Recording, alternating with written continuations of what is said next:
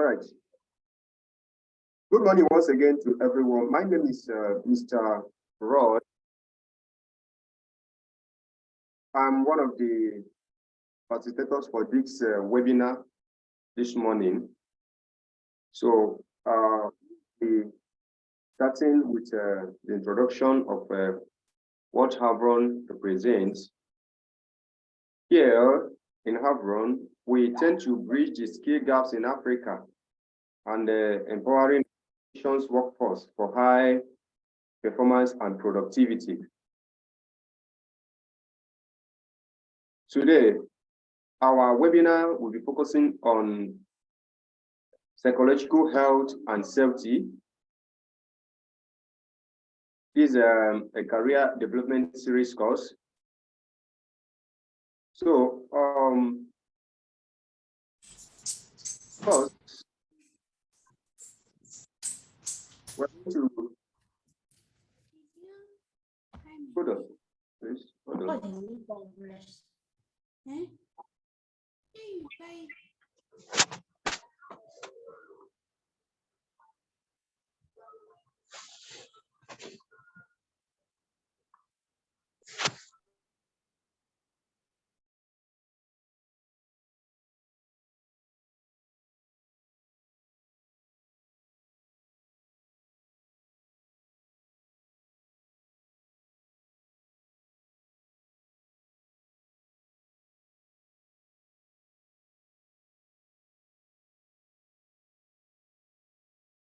So we'll be starting the webinar with a pre-course assessment on what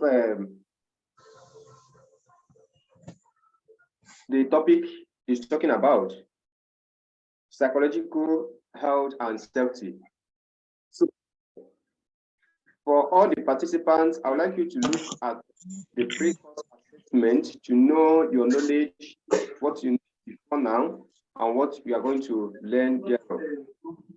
The questions, drop what you feel is the correct answer on the chat box. We are going to use a few minutes to do that. There are questions. So I believe by now you must have seen the questions. So just drop on the chat box what you feel is the correct answer for these questions here before I go to the next question. So we need to start from here.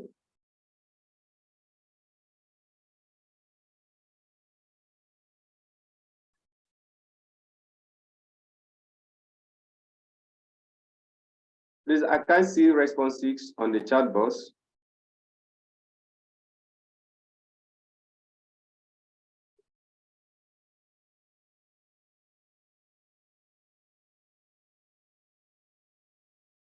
The next question, next slide. If no one is able to do anything, see, this is number 4 to 6. Good mental health practices can be easily integrated into all aspects of life. Could this be true or false? So you drop your answer at the chat box. For question 5, identifying and managing in yourself and from others is a key strategy of workplace productivity. Is this true or could it be false? Let us know on the chat box. Then emotions are in 1 or 2 categories. We have the positive or negative. Is this true or you believe is false? So let's quickly drop it. Okay, I can see some answers coming in from Talatu 1 to 3, Google 1 to 3. Okay, so let's quickly look at 4 to 6 before I enter the next slide. Okay, 4 to 6. Okay, Talatu is our answer. Okay, choose about giving answer 4, 5, 6. Okay. Okay, we are going to the next one. This is number 7 to 9. Tingles can help alleviate stress. Is this true or this is false? From your own end, let us know on the chat box. Offering opinions freely and without judgment is an example of psychological safety. Could this be true or could this be false? Knowing your place, leaving decisions up to those who have more seniority or who are more outgoing can support your psychological safety. Can this be true? So let us know on the chat box. Okay. We don't have much time, so we'll be rushing some of these things in order to meet up with the sections. Okay. Lastly, the question of number 10, saying companies are challenged to create psychological safety because of the legal and financial rules they must follow. Do you believe this is true or you believe this is false? So whichever one you answer, please let us know on the chat box before we move on.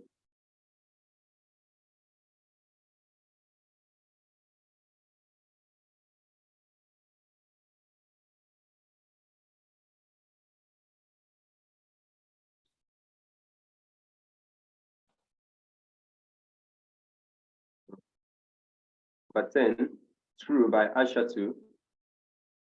Let's also say number 10 is true, okay. Scholastica, true, okay. So having shared your thoughts, now here is the key answers. Look at the key answers and score yourself. Look at what you answered and find out that is actually the correct thing.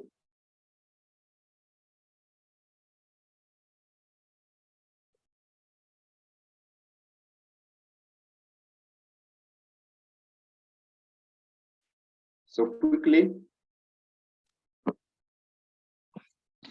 this is number 6 to 10. What is the correct answer? Check here if what is actually correct. So I believe by the end of this webinar, you'll be able to correct your thoughts if you actually got it. Please, if you're not talking, mute your mic. If you have something to ask, you can raise your hand, then we can.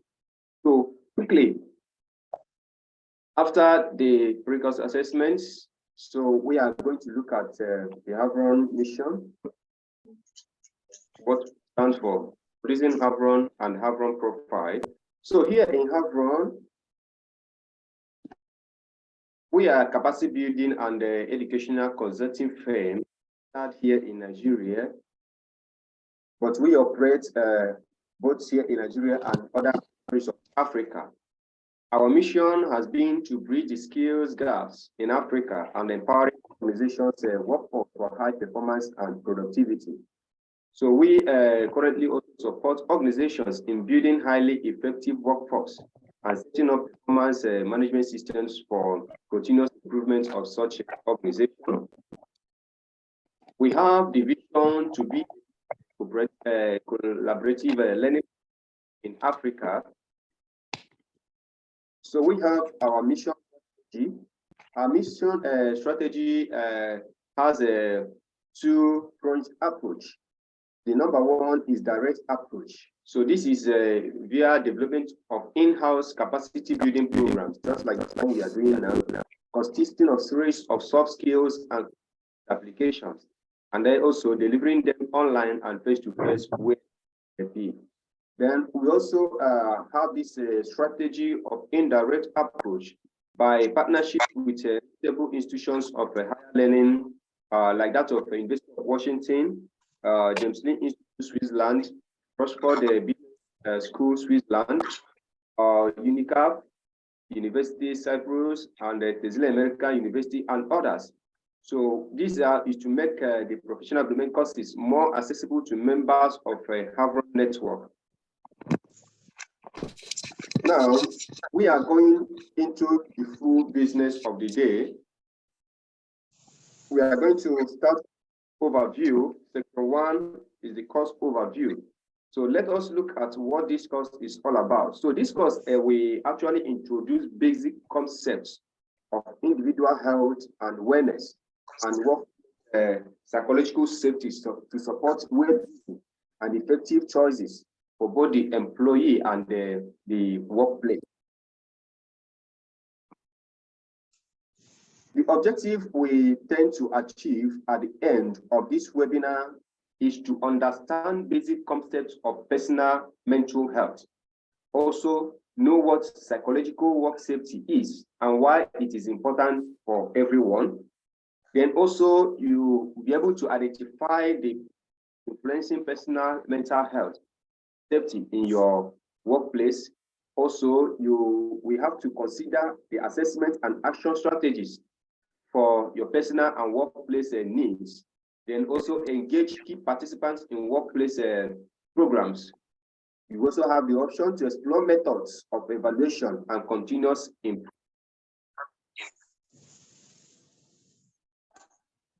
With me, I have other facilitators that will be taking some of the sections.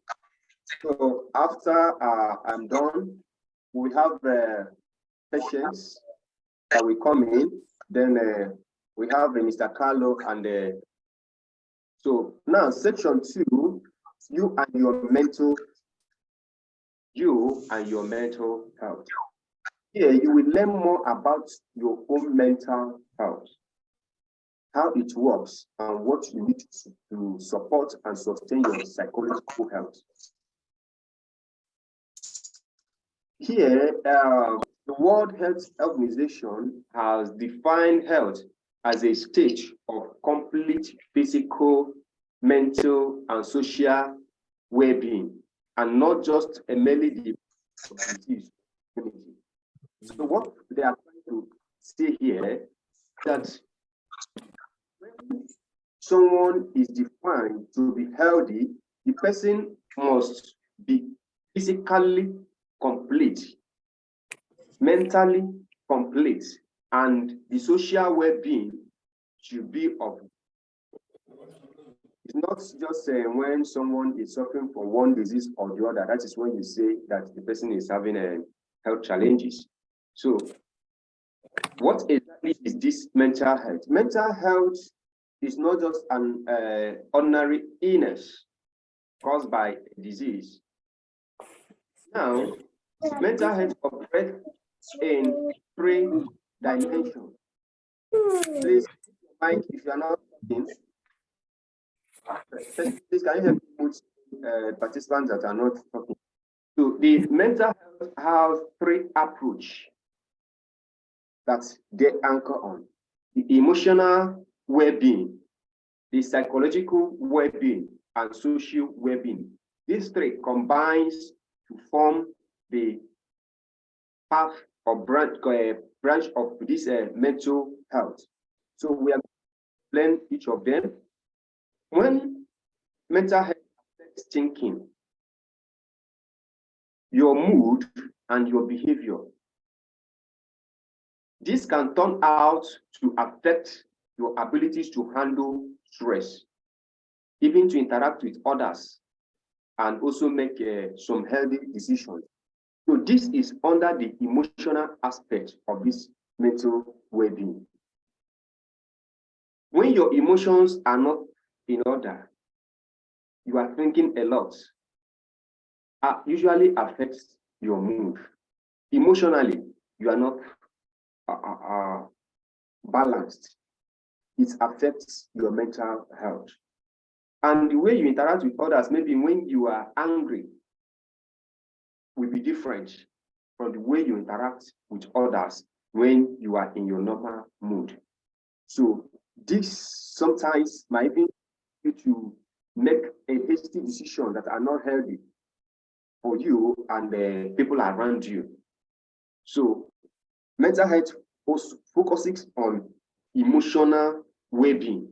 Then it also has a branch of influence in biology, which might be caused by genetics.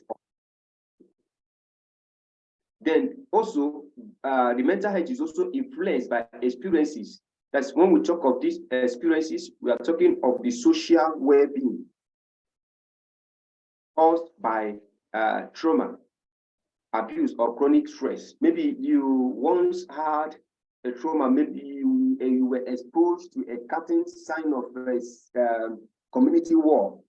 That when you remember, maybe how someone was slaughtered in your presence, it affects your mental health. So this can affect mental health. Then let us look at the poor health and that of illness. You know, just as there is a distinction between a poor physical health and illness, there's also difference between poor mental health and mental illness. The two are not the same problem. Assessment is one of the questions. So now let us see if you got the answer correct for yourself. So a mental illness is a specific disease or condition. Poor mental health is an overall state of wellness, often resulting from perpetual behaviors or chronic conditions such as workplace or home environments, working long hours without break. Now, when you look at the first sentence, it says a mental illness is a specific disease or condition. So this is the one that is actually affecting your brain as an organ of the body. Then some people usually maybe say, when you say that they are insane, maybe it's caused by one particular illness. So that one is regarded as mental illness. But when we talk of a poor mental health, we are talking about a state of wellness. So, which maybe because of the kind of working place you are, intense or pressurized working place, your kind of boss you have, the people around you, who gives you more pressure, or you are not in fact, you are not being relaxed with your workplace. So this one is under the poor. So you working for long hours without a break can also affect your overall mental health, because you will now be weak at the end of the day. You might not be able to focus and think out something to help yourself. You will just be dizzy. So advisable to overwork yourself. When you are working, always try to take a break. Also, avoid self-defeating thoughts. This can also lead to overall state of your health, your mental health. So when we talk of these self-defeating thoughts, you think that others are better than you. In your office, everyone there, you feel like you are the least. It makes you not to always be outspoken, always moody, thinking that maybe when you do it this way, they would say you didn't get it well, this and that. So also unresolved anger can also affect your mental health. Let's say you have a dispute with someone, you carry it in your heart, you carry it in your mind for long, and once you see that person, you will remember it and begin to remember all that have occurred that caused the incident. So I will advise that in situations like this, when someone annoys you, the best thing is person and sort out things so that you can have your mind relaxed. With this, your mental health will improve. So don't be a type that will always carry anger within you. It's affecting your mental health. We don't have many years, but the little years that God has destined for every one of us should be managed well. Here, I will give a scenario. I don't know if we are aware that a lion can only last for 10 years. Why can only survive for 16 years? Now, tortoise can live up to 200 years. What could be the cause that a lion, as vibrant as they are, dies at highest 10 years? Why the lioness, the female one, can live up to 16 years? One, the lion are always fighting. They are not happy. Anytime you see them, they are roaring. They want to devour. This keeps shortening their lifespan. But when you look at tortoise is, when you see a tortoise now and you hit it, it will take its head inside its shell. Then you can carry tortoise and drop it at anywhere you like. You have given the tortoise a lift. It's not complaining. It's just a calm animal. So with this calmness the tortoise has, it doesn't roar, it doesn't feel annoyed. It makes them to live longer. You, as a human, if you can be able to resolve anger, I know why I'm emphasizing here, it will also your lifespan. Look at those who always have anger issue. Most of them, they don't last long because of this aspect of lifestyle. So I will employ everyone who is here to try and resolve every anger to the overall state of your mental health. So here we have this pre-assessment review. You can jot them down because we may not be able to do that now. But look at the questions we have. What do you know about general mental health? How is mental health in your daily routine? Do you actually care about your mental health, or you are just living your life? So how do you include your daily routine, include your mental health on your daily routine? Do you take care of your mental health? What energizes you at work and also outside of your work affects your mental health? So what generates stress in your life? What do you do? What do you always worry about? And what do you fear? So write them out. When you're able to write these things out, especially this last one that says, what generates stress in your life? You will know what to do to reduce stress. But when you are not able to table them down, it always keep occurring in your life. Then, poor health or illness in the physical body can lead to poor mental health or even illness and vice versa. So when you have a poor health or illness in your physical body, actually it will affect your mental health. Let's say someone is having severe headache. So with that severe headache, you'll be thinking so much. Say, what will I do? I have taken this particular drugs. It's not working. Okay, I'm taking this medicine. It's not working. Okay, let me know what is actually wrong with me. So this has affected your mental health. Any disease or illness at all that affects the physical body affects the mental health. And also, anything that affects the mental health equally can affect your physical health. So what we mean here is, when someone thinks so much, we believe that it causes a high blood pressure, which is now a physical health issue.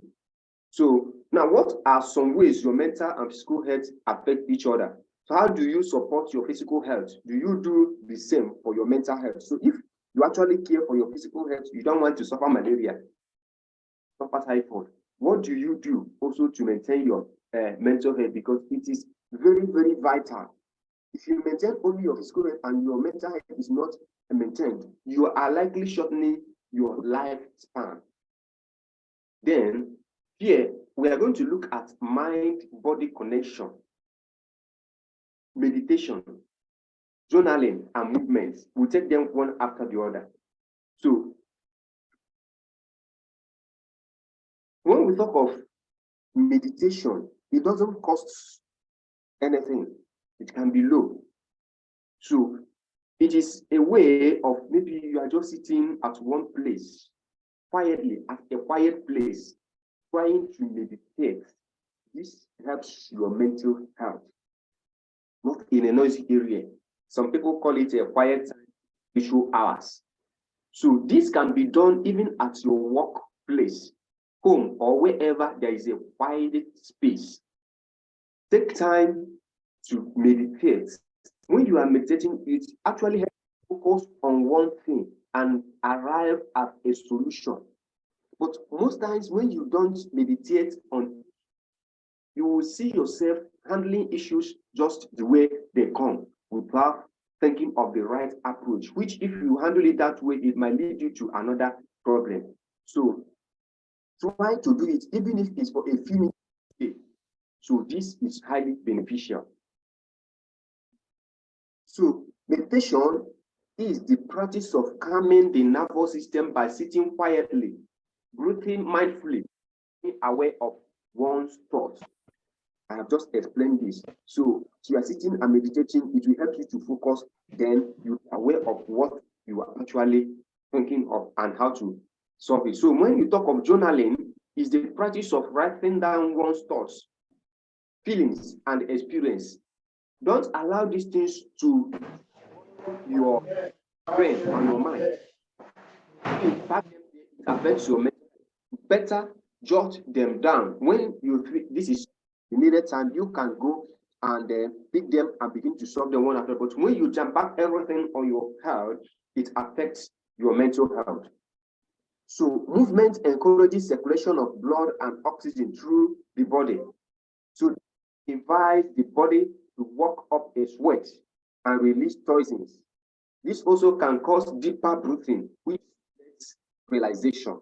So these are also part of things, the three things I mentioned earlier that will help you in the encouraging your. So the movement, the best movement for mental and physical wellness is movement that is adjustable to one's physical ability and allows for meditative practice as well. When you look at this diagram here, when we talk of this kind of movement, this is a step. If you are climbing a step, you need to have the physical ability to climb step. Then this will allow you to have a meditative practice. That is, you have to meditate knowing that any step you take is likely to land your foot here or another place. So you'll be meditating, okay, you are counting, see how you raise your head so that it will at the next step. If not, you will hit your toe somewhere and you might injure yourself. So this is the kind of movement that helps the mental health. Focusing. So here, I will be inviting one of us, Patience, to take you on section 3 out of the icebreaker. Patience, are you here? Yes, good morning, everyone. Good morning, Roy. Thank you. Thank you. My name is Patience. I am one of the Havron's facilitator, and I'll also be taking you through this course. And we're going to be looking at personal health. Please, can we go back? Personal health strategies, right? So, that's finished. In this section also, we're going to explore strategies for understanding and supporting our mental health. Mental health is a very key aspect of our lives. You know, whether we perform well or bad at our jobs, it depends on the state of our mental health, not really even the outer one, not with the physical health per se. So we're going to be looking at how we can help those strategies that we can work on to be able to attain a very peaceful mental health. You know, the country, some of us that are from Nigeria, you know, our workplaces have faced 1 or 2 challenges within this month and the previous month, and a lot are asking, like, at my workplace, what's the way forward? Some are even thinking of dropping out. The stress it's causing financially has entered into the mental health of a lot of people, and there are a lot of questions. What do we do? Where do we go? Even the management, even the owners of these companies and organizations are having challenges. How do we cope So let's look at some of these things that can help us as workers, as employees, as management staff, and all that. So we're going to streamline our thoughts this morning to emotional intelligence. And before I go ahead, there is a full course that Havron offers on this particular topic on emotional intelligence. So what is emotional intelligence? Emotional intelligence simply means our ability to be aware of and to manage emotions, which is our emotions, and then work well with the relationship that we have. So emotional intelligence is the ability to be aware of and to manage emotions and the relationship. Our emotion affects our daily life. The reason why you wake up in the morning and you take your bath and you go out, not necessarily because, oh, there are laid down rules I must follow. There's something that has even driven those rules to be written down. And there's something that is pushing you to go out of your house every morning. Probably one of the reasons could be that, oh, my child needs to eat. That is love playing a place. My child has to eat, so I need to go to work, do something so that at the end of the month, something can come in and will provide for my family. Either you are taking care of one thing or the other, or you just want to be that person, big person in the society, and you're just putting in all your efforts to get attention, to get satisfaction. All that are hinge on emotions. So it is very pivotal that we understand what emotional intelligence is so that we can be able to manage it and be productive in all that we do. So we're going to accurately identify emotions in others and ourselves. We're going to understand these emotions and manage them. So in understanding emotion, let's briefly look at the different emotions that we have. There are about 7 basic emotions that every human being exhibits.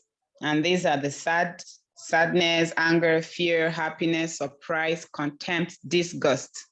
These are some of the emotions. Some of us might have gone through one of the other, if not all, you know. So please, let's go to the next slide. So these are the basic emotions that we have, every human being have. So it is important to remember that emotions in themselves are neither positive nor negative. I remember during one of the pre-course assessment quiz questions to ask this question. So emotions are neither positive nor negative.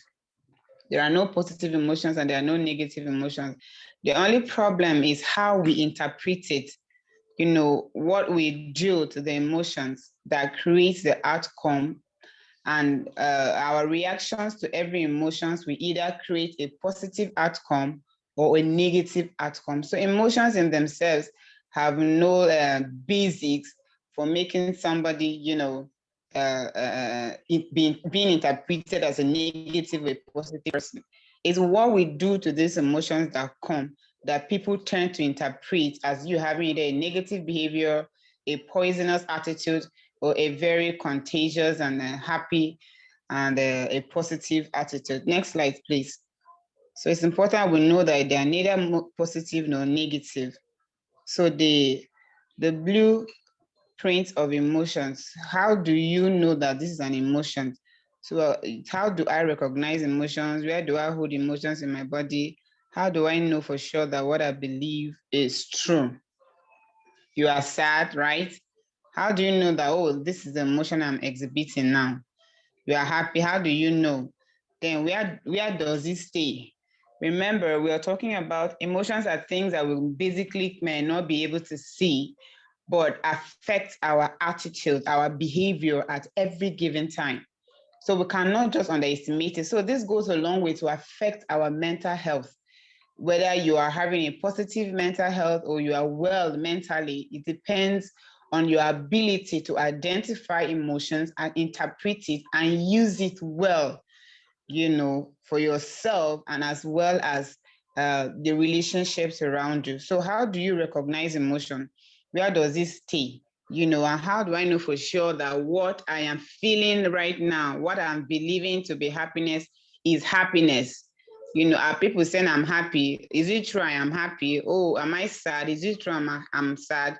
So what are those situations that you feel are the ones that are prompting this particular emotions in you. Next slide, please. So these are some of the things we should look at when we want to look at what emotions are. So we have to understand emotions as well. So when you're able to identify emotions, when you're able to come to the conclusion that, oh, right now I am having this particular emotions, what is the next step you should take? For example, you are very sad, and then you have understood that right now I am sad. So what is the next thing you should do with that emotions? Remember, we say that what you do to emotions is either interpreted as positive or negative. So when you have identified the emotion, now you're supposed to understand that, oh, this is sadness. So probably you sit and sit yourself down, like Mr. Roy was trying to elaborate later about meditation. You sit yourself down, you meditate. Oh, I am feeling sad right now. Probably I was expected that I should have a raise in my salary, and at the end of the month, rather there's a reduction. So you are now sad. Understood. Now, what's the next thing you should do? What will be your response? Will my response help to hinder the situation? Oh, is my reactions going to cause them to lay me off of this job? Is my reactions going to help me to look out for better ways, to get a better pay on other jobs? So these are going to be the things that you will be deliberating with in your mind. And remember, please, let's go back, please, just a bit. So when you come to the conclusion of understanding this emotion, you should take down the notes, you meditate, you journal, you put down all that you have been calculating, and then at the end of the day, you come up with a summary. That summary that you have attained will either boost your mental health or we have some hinges and cause you to enter into depression. So it's good we understand and we manage them well, but we tend to advise that, oh, don't just weigh down yourself. Like I said before, this course, emotional intelligence, it's a course of its own. And there's something we spoke about in it about optimism. If you go through it, look at life in a positive way. After you have understand this emotion and you have been able to manage it, you can always come out with a better solutions. Thank you. Next slide. And then use and communicate it. So at the end of the day, when you have finished analyzing, you have identified the emotions, you have analyzed, you have understood it. So what do you now do next? Do you go out with that anger to attack people, and make others feel less of themselves because you are angry or because you are happy? So let every other thing stop in the office. Oh, it is your day. You are feeling so joyous. And then let every other work cease. No, you should be able to communicate well with that emotions, and then so that you will not affect other people's work, and then you get a bad result at the end of the day. So use your emotions after you have understood it well to communicate. So now these are the questions that you can ask yourself. What is the emotion telling me? Do I know how to use emotional language to help understanding? And am I healing or hurting? What would my emotional reaction have to others? So this is what we've been talking about. So when you have understood what the emotions you're going through, you should communicate well. Don't just because you are at this particular stage with your emotions, then the whole world revolves around you, or let everybody just pause and just listen to you only. Communicate appropriately with it. Now, with this emotion, help me reach my goal. So whatever the emotion you are at any given time, compare it with what you are looking at, your future, your blueprint, your goals, your vision. When you compare that with your vision, it will also help you to give it the best reactions you can come up with. And this goes a long way to affect your mental health. Next slide, please. Okay, so now, personal mental health strategies. Now, some of the things that will help you in interpreting and understanding how to be able to manage your health is, we are done with talking about the emotional aspect of as one of the strategies that you can employ to be able to help you manage your mental health. So we are looking at the goal part of it. So every one of us here should, or after this course, we look forward to having a goal. You know, some of us might have already, and some of us still don't know where we are. And I will just chip in quickly here. We have another course talking about goal setting. So you can also ask further questions about at the end of this webinar. So setting SMART goals is another strategy that can help your mental health. You don't just wake up and say, oh, everybody is doing this. Oh, let's go do it. Oh, are you free? Oh, let's go and do this. No, if you don't have goals, you always have time that, you know, for everything and at every time. So what are SMART goals? SMART goals simply means you have a goal that is specific, you know, you have a goal that is measurable, you have a goal that is attainable, your goal is relevant, and then time framed. You don't just say, oh, today I'm going to build this, the biggest or the world's most beautiful skyscraper. You know, you should think and ask. This go, please, let's go back quickly. So whatever goal you want to set, let it be specific. Okay, you have a vision you want to attain. So cut it. Don't make it too big. Let the English not be actually too big as well. Maybe something just small. You know, I want to get this car at the end of the year. I want to get Range Rover at the end of 2023. So you now sit down, is it measurable? Okay, yes, how much does it take to get this car? Now, comparing what you have put down as the money, you compare with your salary or whatever you earn per month and how much you are saving. And then the relevance in this is that why do you want to get that car? Is it because you want to show off, because you belong to a particular society that you need the car? Is it because you want to use it for a particular business?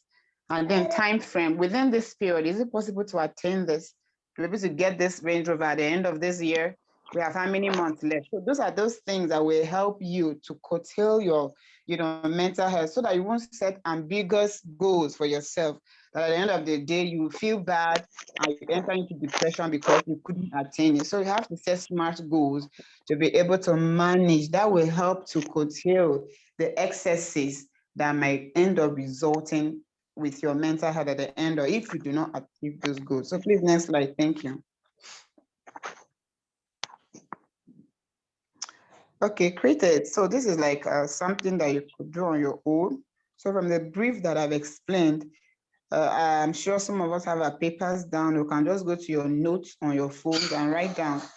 You create a sample goal statement that include all the elements of the SMART. So even if you don't have any goal, you can do that right away, or maybe at the end of this course. So I just briefly want someone to go to the chat box and let's see how we can practically do this in the next 2 minutes. Just into the chat box, how we can create a SMART goal using the simple concept or the model, the SMART model we have spoken about. And someone just go to the chat box and briefly, the next 2 minutes, let's do that fast. The fastest person into the chat box. So while we're doing that, so planning for your mental well-being. This is another strategy on how you'll be able to help your personal mental health. First, we talked about the emotional intelligence. Now we looked at the SMART goal and strategy. All these are geared towards helping you to calm down, be realistic about life so that you won't have ambiguous expectations that will end up causing problems to your personal health. So the last one, this one we're looking about is how to plan your mental well-being. So it is not just about oh, it's my lucky day, I don't have a mental health problem. No, everything in life needs planning. And if there's no plan, we might be entering into other plans. For example, having a mental health challenge. So let's say we can plan our well out of the mental health. So draft a personal well-being plan, including the following details. Details. So one is that your daily routine. So what's your daily routine like? You can even write this down on your paper. So you wake up, probably you wake up by 5 or 4:30 like I do. So elements and timelines. Okay, so when I wake up by 4, what's the first thing I do? Okay, probably I enter the kitchen, you know, I make breakfast, and then take my bath. I wake my baby, I take his bath, I dress him up, I dress myself, and then I'm off for work by 6. So all of this have timeline. Let's say my waking up by 4 from my room to the kitchen is 30 seconds. You know, I put water to make, within the, you just create those routine and attach timelines to them. And this will prepare your mind. And the mind is like a rubber band, is an adjustable, like an adjustable equipment or a tool. So once you keep on doing this routine over and over, the mind adjusts to it.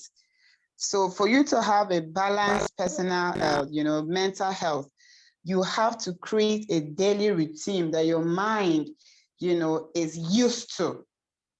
And if there are cases where there needs to be a shift, you know, the mind would just adjust and you can return back, and that wouldn't put a stress on it. So the monthly, so when you create your daily routine, you now go back to the monthly activities you do. This is your life. Then the SMART goal will come in. The SMART goals, you know, can easily be achieved based on your daily routine planning, and then the monthly, you know, and then the supplies and services you need. You know, all these things can be time framed.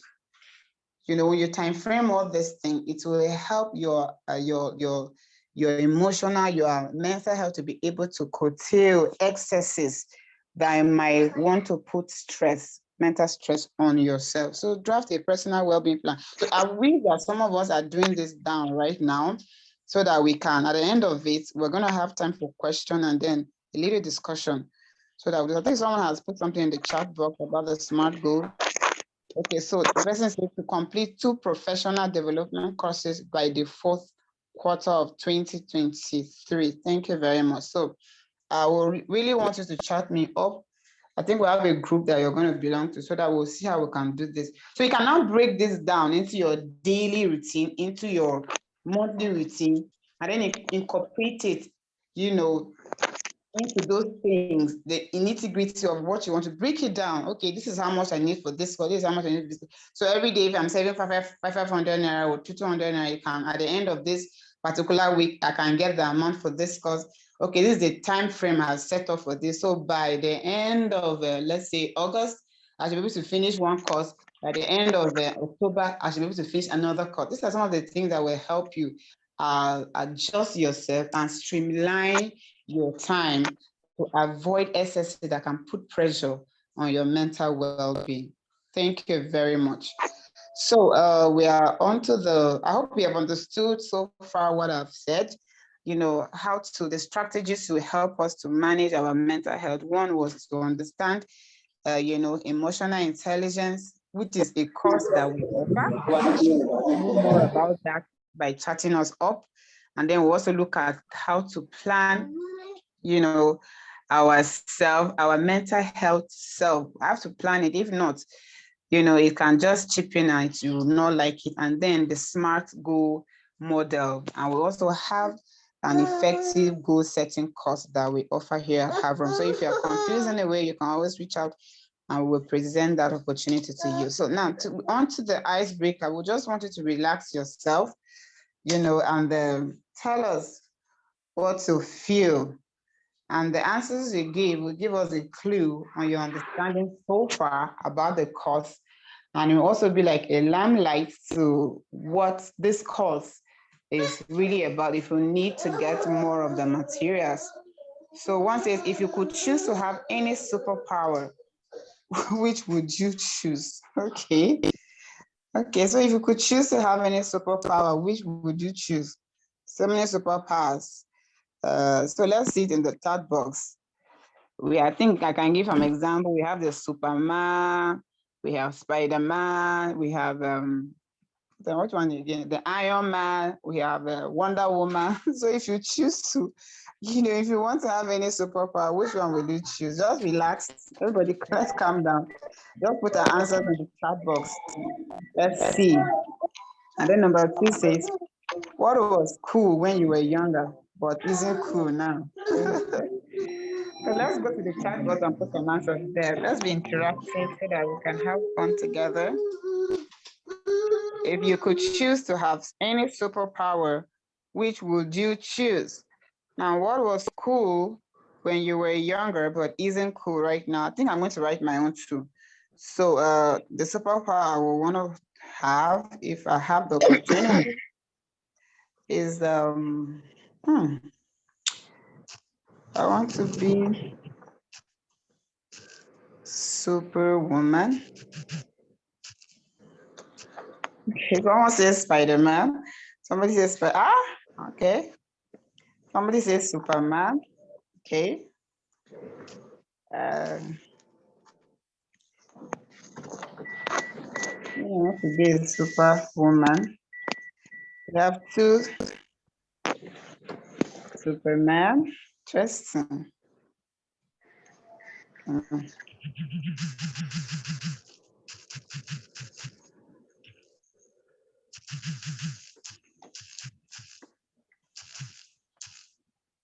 I want to be Captain America. I've changed my mind. Somebody said Watson.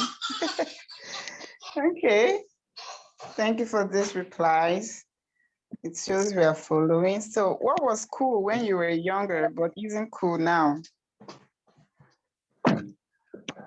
Sorry? I just parked here and just reversed. See, this man was afraid. He saw me park here. I came again before and just reversed. He's just afraid. He removed the mask. What? Please, Roy. Okay, Roy, just help us to mute the person so that we will have one house. Okay, let me see some reply for number.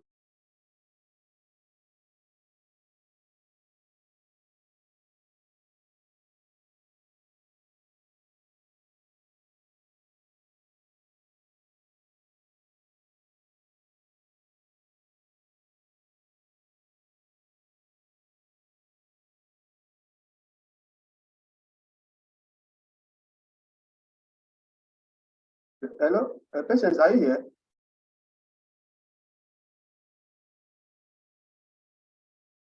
Oh, sorry, I was muted. Sorry, please.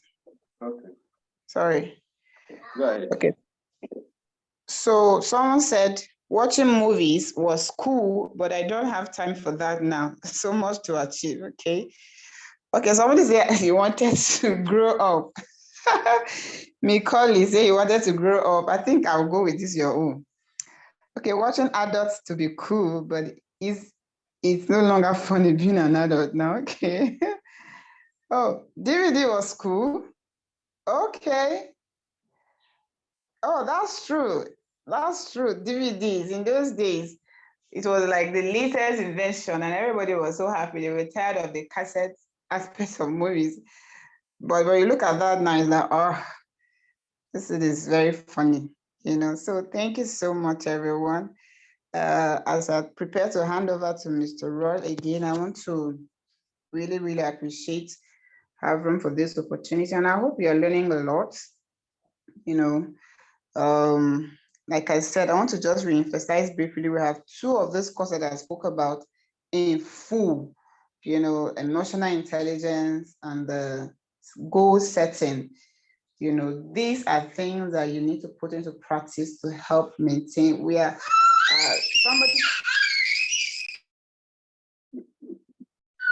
somebody once say that naira can never become 1 naira to $1. So how do we manage to cope with it if $1 becomes 1,000 to 1 naira? I think euro is now 1,000 plus to 1 naira. So how do we cope? These are some of the things that are likely to affect our mental health. So these strategies will help us to walk our way through these difficulties and come out, you know, triumphantly, even when others present themselves. So Mr. Roy, over to you. Thank you. Let me read this one more reply. Okay, someone just greeted. Thank you. So Mr. Roy, over to you. Okay, thank you, Patience. You have done well. Now we are heading to section 4. For section 4, we have Mr. Carlo Anthony to take us on section psychological safety in the workplace. So, Mr. Carlo, are you here? Okay, good morning, everybody. Yeah, good morning to you. Good morning.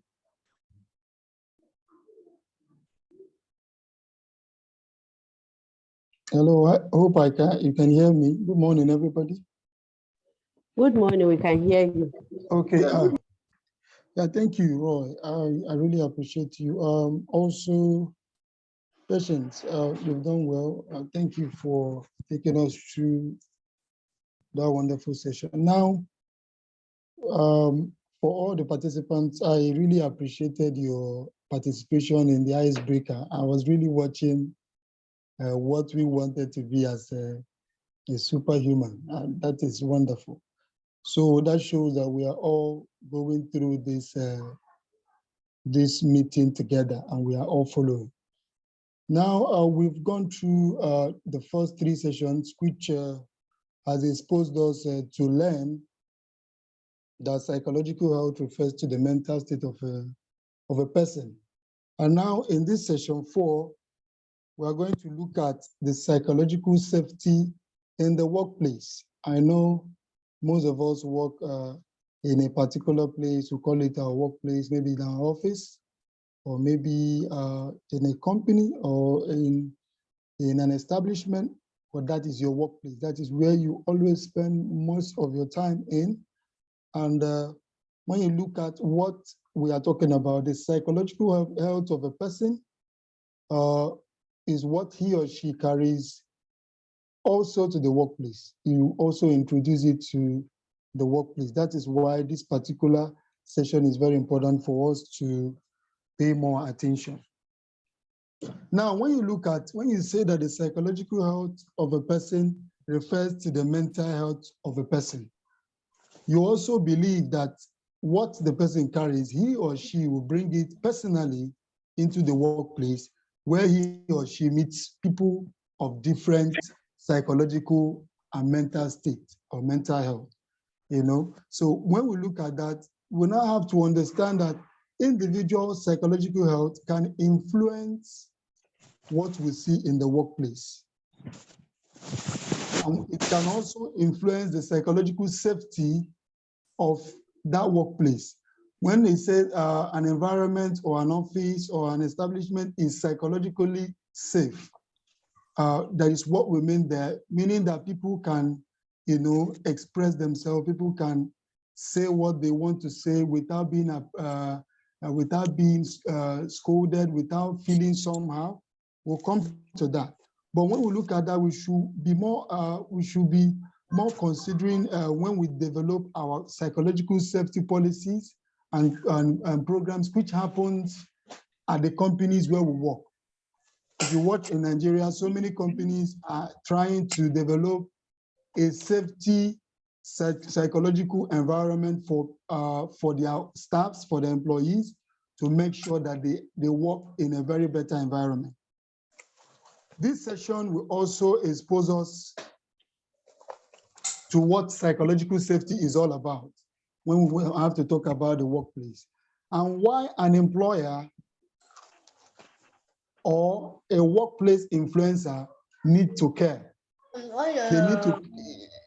They need to care about the employers. They need to care about the people that are working. Look at them. How are they faring? Are they happy about what they are doing? Are they giving in their best? Everything has to boil down to the environment. Now, psychological safety is a crucial element of every employee because it affects our health and our wellness. As patients have already told us, our health and wellness shows us what we are and how we can be able to give out what we have at the better position. This slide, where we are, summarizes the definition of what we know as psychological safety. Firstly, psychological safety in a workplace refers to the ability of individual employees. Please, let's go back to the other slide. Thank you. It refers to the ability of individual employees to feel comfortable, to feel valued and supported in the workplace where they find themselves. Also, it is a shared belief by employees that they are safe to speak up. As I said earlier, when they speak up, Nobody will scold them. They are safe to speak out and be included in a creative discussion. There are some places where you see some people in an establishment, when critical decisions are being made, some people are sidelined. Some people are not invited to come around. It makes those people to feel that they are inferior, and it affects, their psychological person, which makes that environment not to be psychological safety for them. So if you look at it, you have to speak out, you have to speak up, included in creative discussions and decisions without fear of judgment. For you to say anything you want to say, you don't believe that when you say it, people will start judging you from all the angles that you didn't do well and start, repressing you and all that. Next slide, please.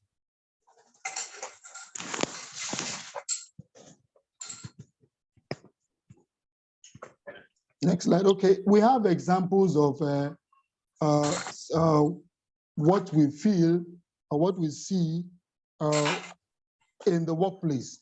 What does psychological safety in workplace look like? Some of us might have experienced it in one way or the other, but we just have to take a few of it. Let's just apply it to our own personal self and also imagine it in our own workplaces, in our different offices. First one is offering opinions freely without judgment. Do you really offer opinions about what is being said or what is being needed, without feeling that you'll be judged? Are you safe in that? Are you within yourself? Are you safe in that? That is what we mean. What an example of being safe in your environment psychologically. Second one, we're talking about being validated for contributions. When you contribute about a particular program or a particular proposal, do people validate you, tell you, thank you, yes, we believe in you and all that? It gives you, it makes you feel that that environment is psychologically safe for you. Thirdly, confiding in supervisors without fear of reprisal. People, can you confide in your superiors and you don't fear about the repercussion or the reaction that might come around? That's one. The fourth one, collaborating with colleagues without fear of being denied the credit due. When you know anything, do you fear about talking to your colleagues about it, or do you keep it to yourself? This boils down to an environment that is psychologically safe. Now, second to the last one, we have sharing creative or innovative ideas without being shamed for getting it wrong. Yes, it might be wrong, actually, but it might take a bold step for you to make an innovative idea, which another person can work on to make it right, even if you are wrong at the first instant. So these are the examples we can be able to look at now, what we see in our workplaces. So you have to apply it yourself and also imagine it in your workplace. How do you feel? Next slide, please.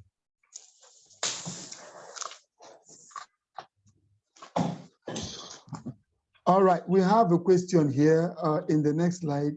It's the question that is a little bit personalized, and we'll look at it. You can drop your responses on your answers on the chat box. We'll look at it. But mind you, and have it at the back of your mind, this course is bigger than what we are seeing this morning. So for you to get a full dose of the course and get all these answers, you have to subscribe to take the full course, which will come in due time. So the question goes like this: how have you ever experienced psychological safety? What did that look and feel like for you in your environment, in your workplace? Have you ever experienced psychological safety, that you are safe psychologically in that office where you are? So how do you look like? How did you feel then? Down to the previous slide. These are questions that are personal. Please, Roy, can you please mute all of that so that we can have a good understanding? Thank you. Next slide, please.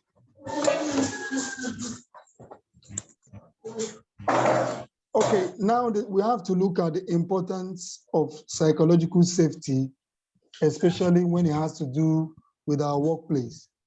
There are so much importance to it. And I believe that so many companies are beginning to be aware of that the need for every of the workplace to be psychologically safe for all the employees and for them who are in the leadership too.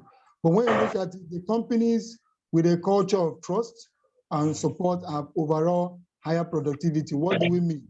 Any company that you are working or any office you see yourself that has a culture of trust and support, meaning that they have a psychological safety policies and education around, they tend to produce, they tend to have a higher productivity in terms of the products they are producing and in terms of the human capital development.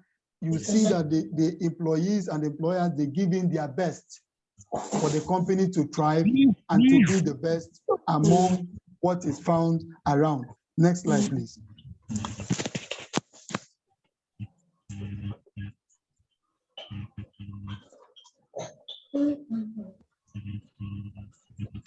Okay, continuing with the importance of the psychological safety, as we said about the companies that believe in culture and trust. There are also some other companies that engage psychological safety education policies and programs for several reasons. As I said earlier, so many companies are imbibing on this for them to create a psychological safety workplace. What do?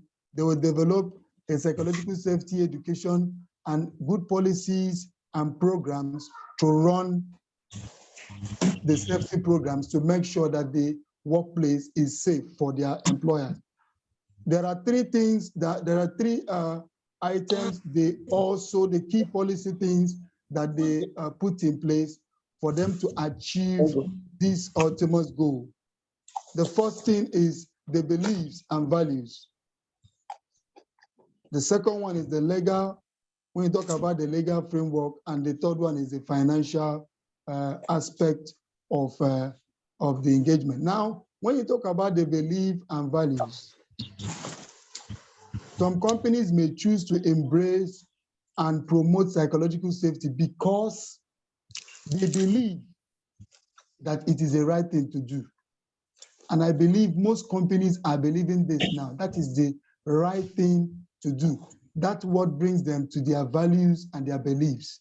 So when you believe that is wrong, for example, you see company A believing that developing a safety, psychological safety policies is a wrong thing, maybe because of the environment they find themselves, you now see that it will not be developed because they don't believe in it. But when they believe in it, and they also believe that the culture where they find themselves can work towards it and believe in it, they will develop such policies. Looking at the legal framework or legal perspective, when you look at some jurisdiction, the education part of it, when we talk about safety education, the promotion and the demonstration of psychological safety is needed to be what? Compliant with the law. So any policy you are developing in a particular workplace, which is developed by the company and the leadership, has to be in compliance with the law of the land. For example, when you talk about Nigeria and the companies, the allied companies, there's what we call Allied Companies Act. You know, so when you look at developing policies like this, you need to make sure that it is in line with what? The law of the land, which will make it compliant so that you will not be violating the rules, okay? Now, lastly, the financial aspect of it speaks that employers, which you and me know, in a workplace environment where they feel psychologically safe, which I told you, if you feel safe in your office, they're shown to be what? More productive. They give in their best, they make sure things are done, they make sure assignments are completed on time, and they are happy when they are going home.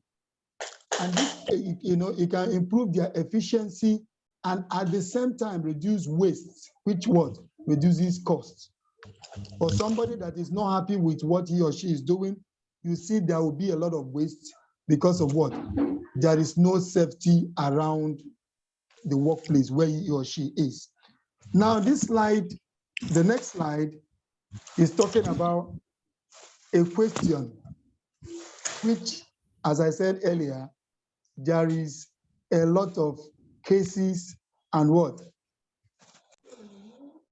There is a lot of cases and we need to study them. We call them case study, but they have a lot of key points and they have a lot of secret information where we're supposed to give. But all those things are embedded inside the manual, which you will receive as in the full course of this particular full dose of this particular course, sorry.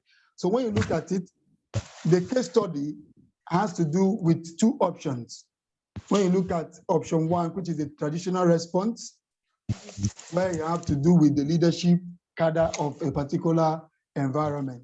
Then the option two, you talk about the psychological safety response, which has to do with the employees and people that are employed, and it has to do with the legal, the values, and the financial points which we discussed earlier. So please, I would like us to ask ourselves the next question on the next slide. Please, next slide, please.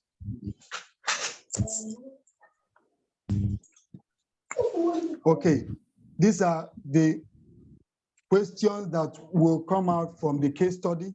So for some of us that will be opportune and I would like to take the full dose of this course, you'll be exposed to this case study and where you get the insights for you to answer these questions and apply it to yourself and the environment you find yourself.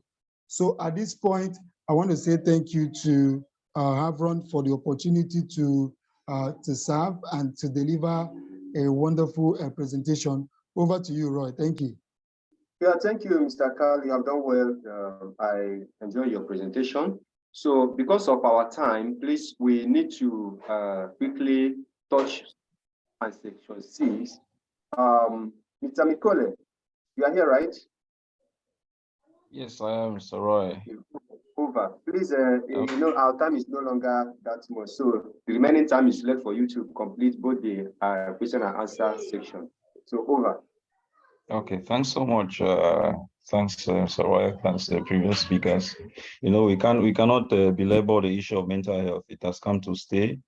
One other time I came across a post on LinkedIn where someone mentioned, and I quote, he said, many people are leaving their jobs, not just for financial increase, but for seeking for mental health status. And I cannot agree less to that.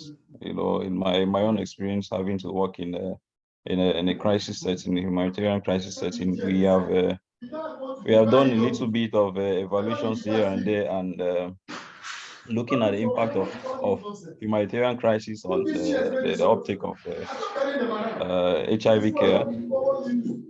Can we mute? There's a bit of noise at the background.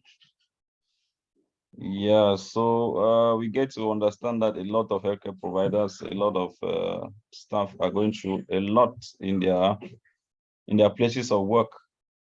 We also know that we are just maybe resting from the COVID-19 crisis. All of these are external factors which come to show us that mental health, psychological health is a thing of worth a lot of interest. So proceeding to this part of the presentation, we'll be looking at psychological safety in the place of workplace. Next slide, please. Now, what are the factors that really affect psychological safety in the workplace? When we think of human rights, we think of a global set of norms which guides human relationship, and it's something that we can ask ourselves in our various places of work. Does our organization have to look at human rights as something worth living by? Do they respect basic human rights, right to do no harm? You know, there are just so many, but are human rights of paramount interest in your organization? That is a question we could ask ourselves. When we think of personal safety, we could think of that worker maybe at the sixth floor.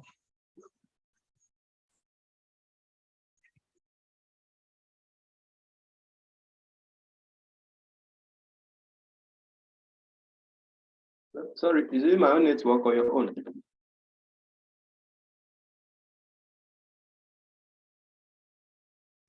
I think we seem to have lost him. I think he's muted. Maybe he didn't know. Yeah, we can't hear him. I'll ask him to mute. Hello, sorry. Okay, yeah, we are back.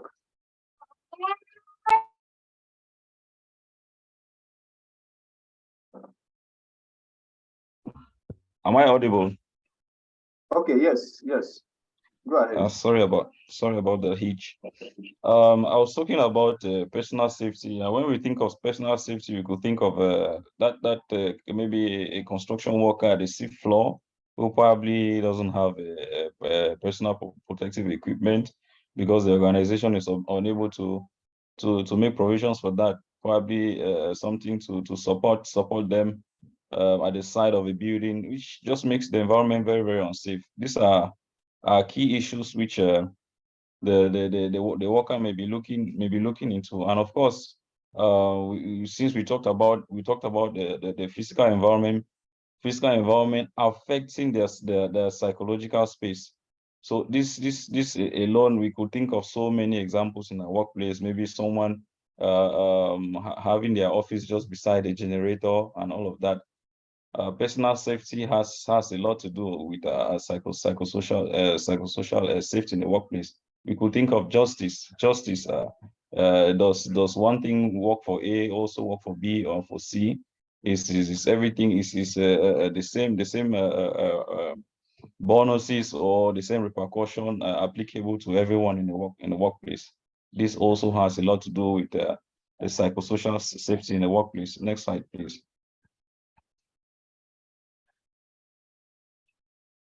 Yes, of course, we talk about work-life balance, which seems to be very common these days. So many hours put in, maybe 8 to 12 hours put in by the worker in the workplace. And how do they balance this with your home? You know, this has a lot to do with psychological health, psychological safety, even in the workplace. You find someone less performance just because they are unable to carry out this balance. And of course, we keep talking about burnout, which is a real issue today in the place of work. We also think of clear leadership, emphasis on clear. You know, you can find yourself in a workplace where we have multiple strata of leadership. One person saying this. Just later. I'm here.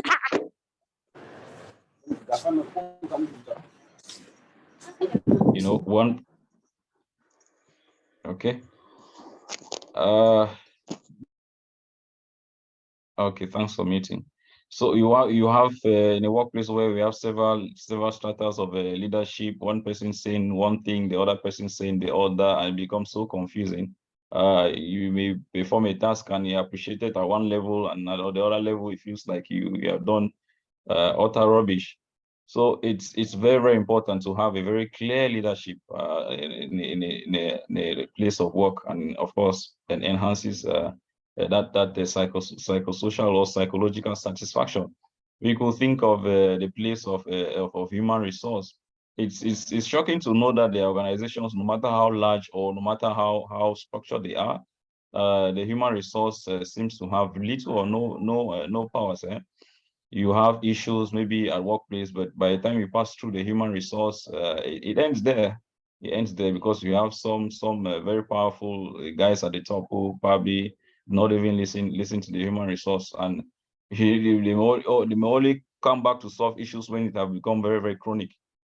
Of course, it just goes to shed the light on the importance of human resource management in any organization as one of the key issues which enhances psychological safety in the workplace.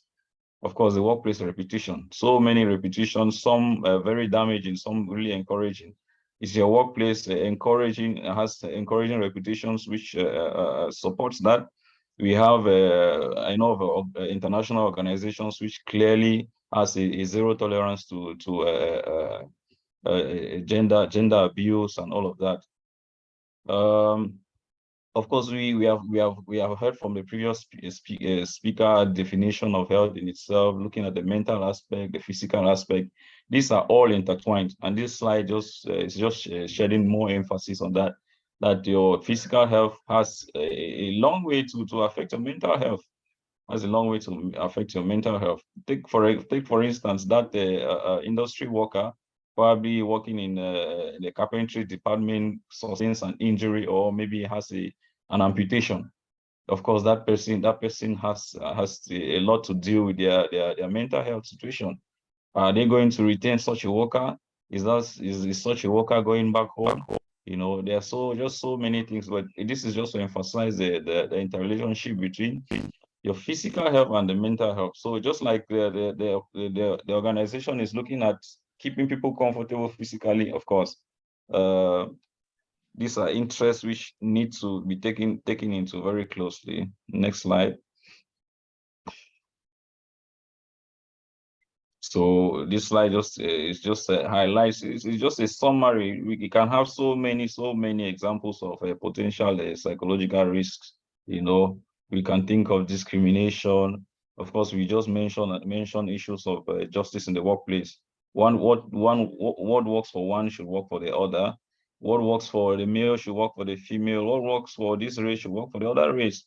You know, these are all potential psychological risks. We can equally look into our own organizations and see those risks which are applicable to us. We have issues about traumatic events, which I just made mention of, maybe a fall from a building and all of that. You could think of chronic issues of work, maybe piled work, unappreciated tasks, you know, overlooked promotions. You have a situation where someone is at work for maybe 5 years and has no promotion, and then suddenly another person comes in maybe and is given a place of a place of responsibility higher than such a person, probably higher pay, probably less qualifications. So in a nutshell, it has a lot of things to do, and I know us several people here, if not all of us on the participants list, have different experiences on such things. You know, now of course we can think of so many of these physical issues manifesting as psychological strain, or psychological strain manifesting vice versa. For the sake of time, we may not open up the mic for people to share their experiences. Of course, even though we expect a lot of rich experiences. We see from the comments someone said unpaid wages. You find some workers who work for so many years, and by the time they're retiring, they are developing non-communicable diseases, some with hypertension and this and that, because of piled up unpaid wages, like one of the participants mentioned. Very important. We are going to look at how do we create a safe working environment. After all is said and done, how do we set up a working environment that is safe? Let's take note that these slides are not exhaustive. They are courses which are very exhaustive, but step by step on how to really establish this and get an accomplished working place. Next slide. Next slide, please. So the first thing that we would like to look at in creating a safe working environment, we need to assess. Previous slide, please. Previous slide. The previous slide. The previous again. Thank you. The first thing in order to bring about any intervention in the organization when it has to do with setting up a safe working space, we need to make an assessment. And usually the assessment will look at three areas. Is the environment safe? Is it healthy? Is it productive? You know, next slide.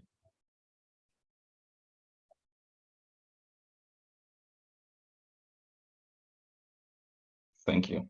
Looking at every organization which is well structured, of course, they will have what they refer to as the overall culture, the overall vision, mission of the organization, and policies. But again, to assess this, we look at, is it safe? Is it productive? Is it healthy? We have organizations which have policies, employment policies where they do not employ non-Christians. You know, is it safe? Is it healthy? Is it productive for the organization? You also have organizations where they have nothing to do with, for example, maybe in the Catholic settings, they have nothing to do with issues around contraceptives and all of that. If you have a situation where maybe a lady comes in with some threatening abortion or some missed abortion, what do you do? As such policies, are they safe? Are they productive? Are they healthy? We all have answers to that. Next slide.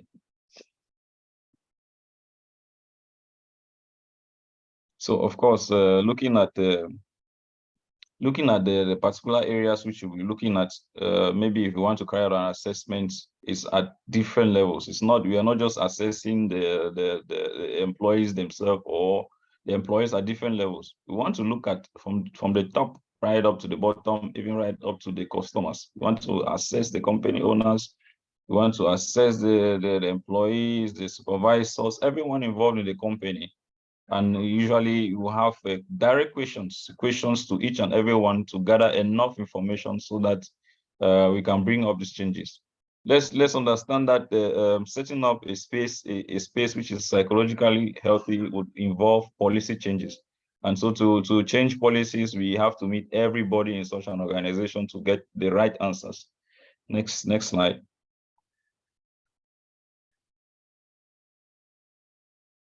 Just to mention the overall culture, which is actually the company's belief, the company's expectations, and usually this will guide their vision, this will guide even their policies and all of that. This slide is just a definition of the previous terms which you have mentioned. The policies will be maybe a more clear explanation of what this organization wants to achieve. You know, the specific actions at any one point in time, usually flowing from their vision, which also flows from their culture. Next slide.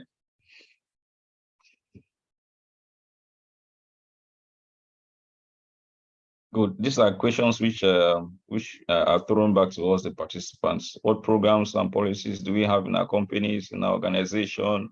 How is the culture maintained? We all are coming from a background of where we work. We can always have answers to this. For the sake of time, maybe just proceed.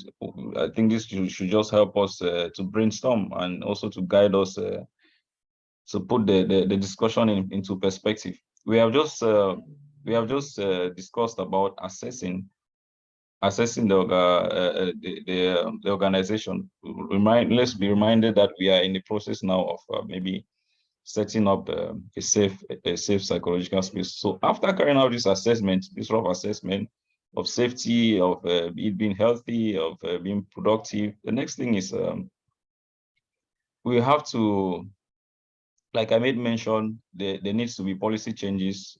There needs to be changes in the beliefs. There needs to be changes in the habits, and it's a collective thing, right? It's a collective thing.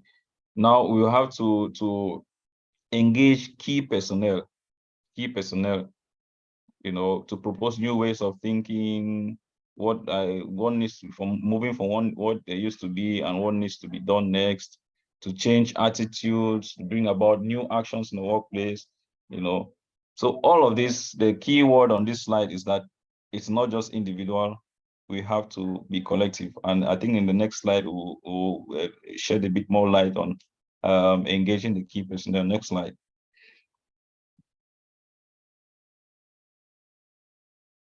So therefore, there are basically four stages of a progressive safety required for individuals to feel safe. First, are the individuals, do they feel included? Is there aspects of inclusion? Are they learning? Are they building up on themselves? Are they building up on their abilities, on their competencies? Are they contributing in the organization? Do they feel contributed in the organization's decisions, the organization's policies? Is the work challenging them to make progress? So these are the 4 stages that we will just keep at the back of our mind when it has to do with progressive safety in a workspace, especially when we're talking about the psychological safety. Next slide.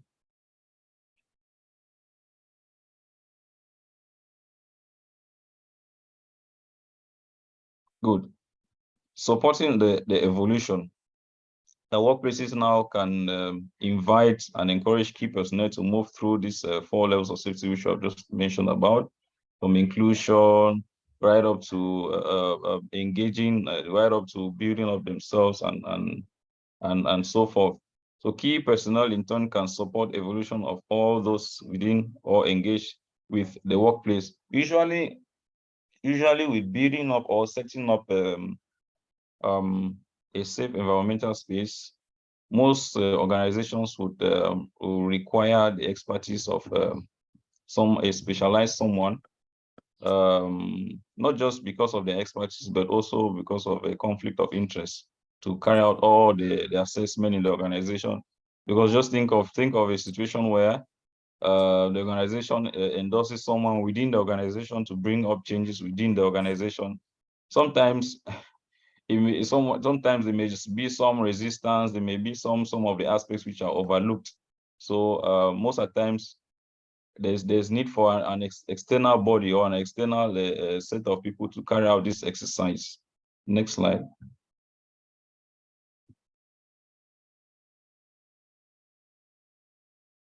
Okay, now evaluating the after carrying out the assessment, after working through the various cadre of the organization, there needs to be how do I put it? There needs to be a continuous improvement scheme where we expect that changes within an organization, changes to the policies, changes to the system or habits. It's not a once-off activity.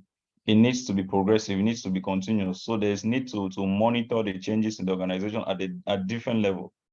So this is just what this slide is telling us, that importance of a continuous process of monitoring the changes in the organization.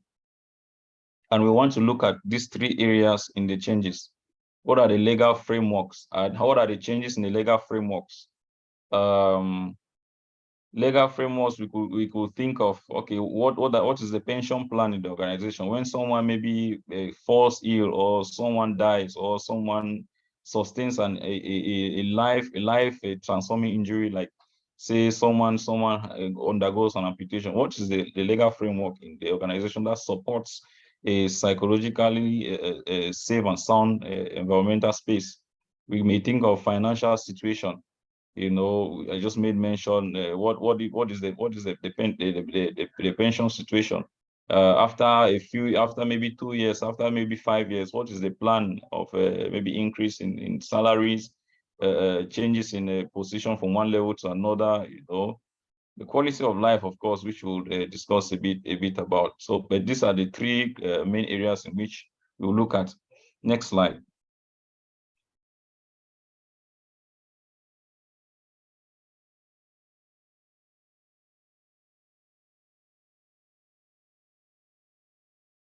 I think I'm just receiving, okay. I'll just be rounding off. I'll just be rounding off because I'm running out of time. I'm sorry about that. I think I've mentioned the key issues which are worth noting in legal considerations during this build up of changes in the workplace. Next slide. Next slide, please. Let's move to the next slide. I think I've shed some light on this. Sorry, we're just pushing up the slides for the sake of time. Yeah. I think I talked a little bit on quality of life. Yeah, next slide. So these are all development of your plan.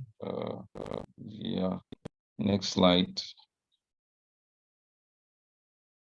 So this is just a psychological safety plan. Well, this please, the previous slide, just a second. Just a second, it's the previous slide. The previous. Just a few seconds on this plan. Yes, this slide. Okay, this is just a schema which should just guide us on the safety plan. After assessing, after putting things together, we need to have a plan. What is that policy? How effective is the policy which we have put in place? You know, that policy, does it need to be improved? How does it need to be improved? Does it reflect the current states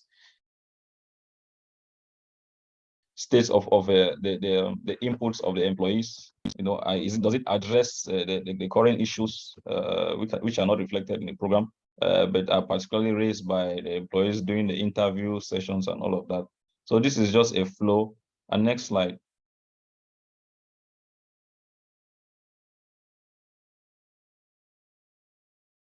Okay, again, these are questions which we may ask ourselves. Like I said, a lot of this information are well packed orderly for you in the full course at your interest, which we strongly encourage to get a full idea of the message we're trying to pass through, so that we have a better working space which is sound and mentally and psychologically healthy. Thanks so much for having me on this last slides of presentation. Back to you, Mr. Roy.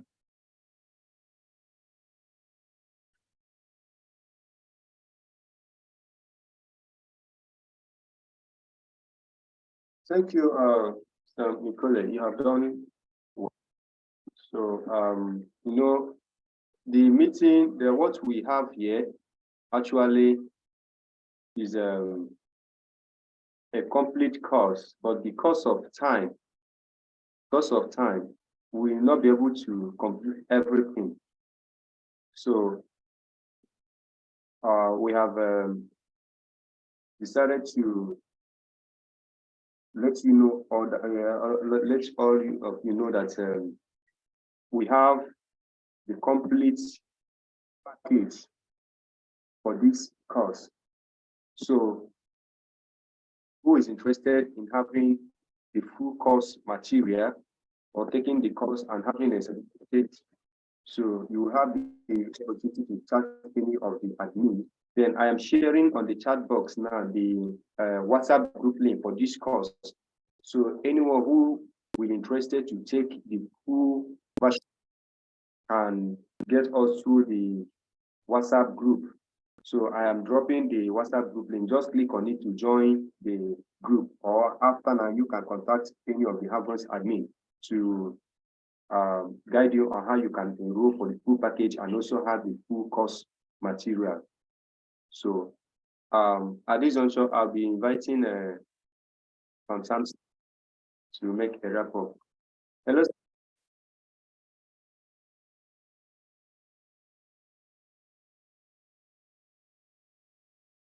Hello, Sam.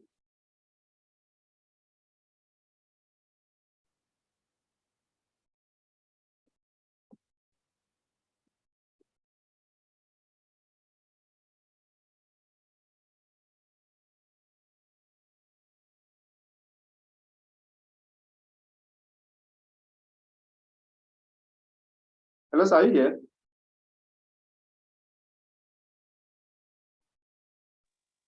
Mr. Roy, you can go ahead. Maybe you will join us in a few minutes. Okay, I think this mark is just now. Maybe it's... Hello, Roy. Okay, I heard. Hello, sir. Okay, Yes. I said you to do the wrap up.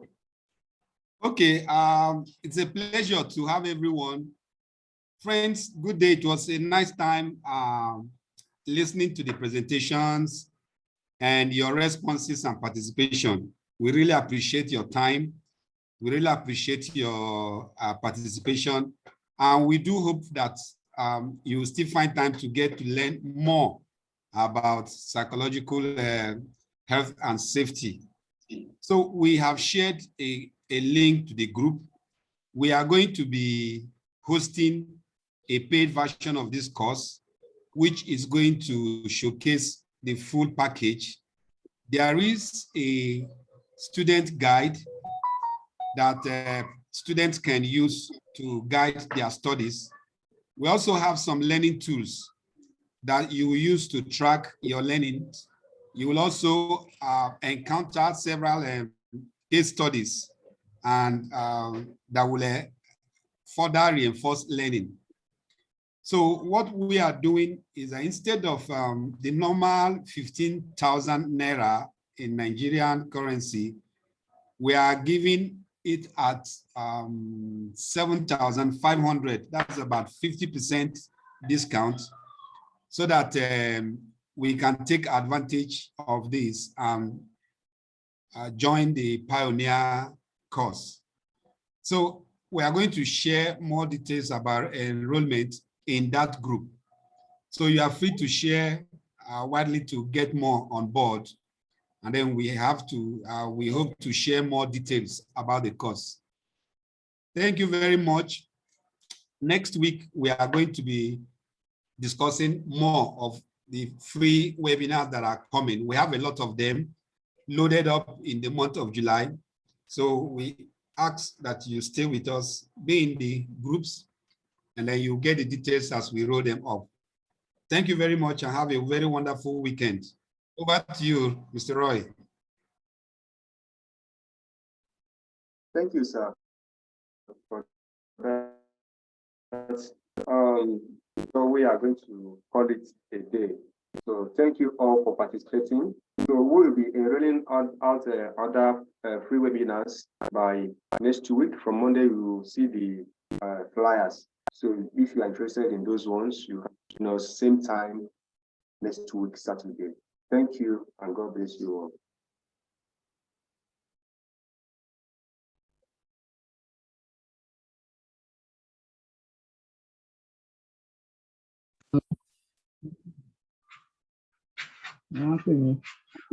Nígbà tẹ́ ń lọ lẹ́ni wọ́n pè mí pé kẹ́ máa bọ̀. Wọ́n ní ṣe ti jáde, mo ní ìmọ̀ wọn lè jáde.